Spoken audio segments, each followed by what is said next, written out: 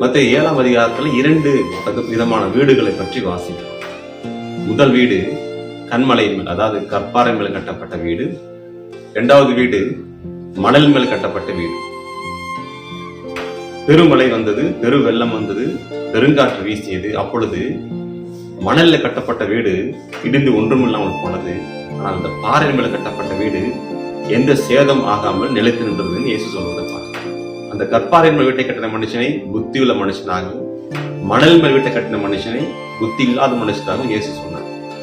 பாருங்க, கண்மலையில வீடு கட்டுவது கஷ்டம்தான், பாறையில வீடு கட்டுவது கஷ்டம்தான்.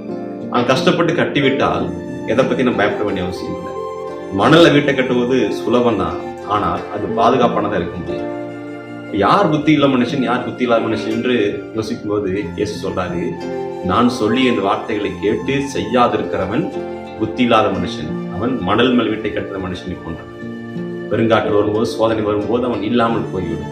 நான் சொன்ன வார்த்தையை கேட்டு அதன்படி செய்கிற மனுஷன் புத்தியுள்ள மனுஷன். இயேசு இந்த பிரசங்கத்தை முடித்த உடனே மக்கள் அவருடைய போதகத்தை குறித்து ஆச்சரியப்பட்டார்கள். சொல்றாரு, இவ்வளவு அதிகாரமாக பேசுகிறாரே, இவ்வளவு தெளிவாக பேசுகிறாரே, இந்த வார்த்தைகளை போய் கேட்டு விட்டு யாரோ செய்யாமல் இருப்பானா என்று அவள் ஆச்சரியப்பட்டிருப்பான்னு நினைக்கிறேன். அப்ப இன்றைக்கு இயேசு கிறிஸ்து வார்த்தை அநேகம் நீங்க கேட்கிறீங்க, எந்த அளவு அதன்படி செஞ்சிருக்கீங்க யோசிக்க. நாம் செய்கிற பிள்ளைகளா இருப்போம் என்று சொன்னால் எந்த சேதம் அணுகாமல் தேவன் நம்மை கண்மலையில் மேல் இருக்கிற வீட்டை போல பாதுகாத்துக் கொள்வார். ஆமென். God bless you.